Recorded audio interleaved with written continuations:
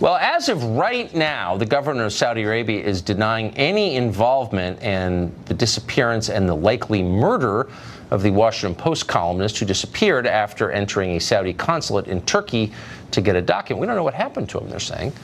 But tonight, the Saudis reportedly are considering admitting that the journalist was, in fact, killed. Trace Gallagher has more on this developing story. Hey, Trace.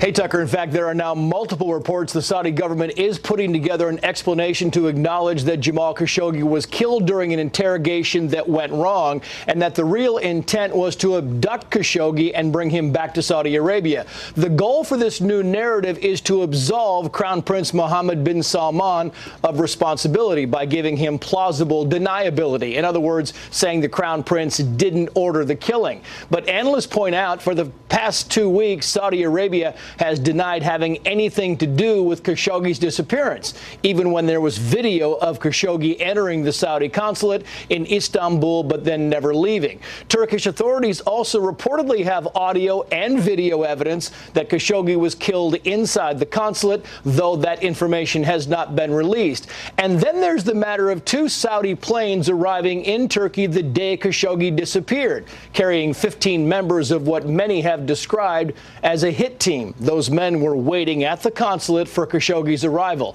and Turkish investigators believe they killed him, dismembered him, and took his body away. President Trump said a short time ago he is aware of reports that Saudi Arabia may claim Khashoggi's death was unintended, though Mr. Trump could not confirm that statement. Tucker. Trace Gallagher, thanks for that update. Here to bring us more is Mark Stein.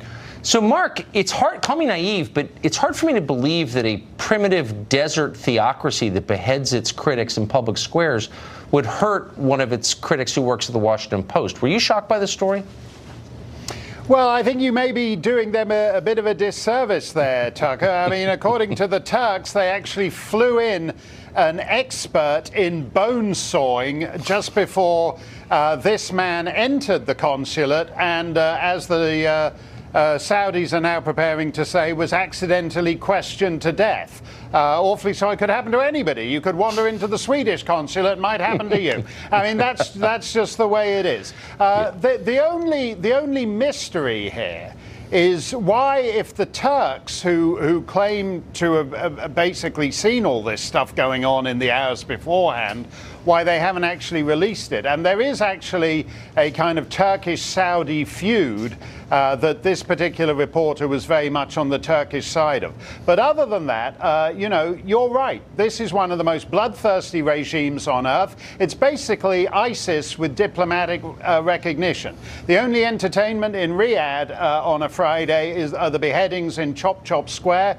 And regardless of liberalization and all the rest of it, this is how they deal with their perceived enemies. So I'm confused, though, about the media coverage of this. And by the way, I think American journalists have a right to be upset that a guy who wrote for the Post was apparently dismembered in a Saudi consulate. But the Saudis also may have had, and there's evidence that they did, advanced knowledge of 9/11. And they've funded madrasas across the Islamic world that have dramatically increased the incidence of terrorism. No one ever says that. But they're very upset about this. Are we missing a larger story here, maybe?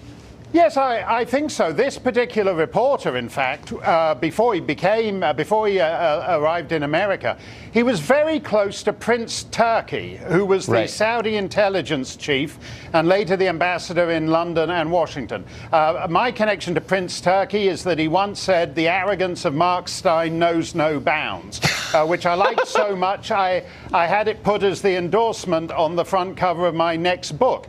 But you mentioned 9/11. Prince Turki stepped down as Saudi intelligence chief 10 days before 9/11. This guy Khashoggi, who's the nephew of the biggest and most celebrated Saudi arms dealer of his generation, this guy Khashoggi, before he fell out with the Saudi royal family, was Prince Turki's biggest buddy. This is one of those, you know, there are no real, he doesn't deserve to be chopped up in a consulate, but there are no good guys in this story. That is such a good point.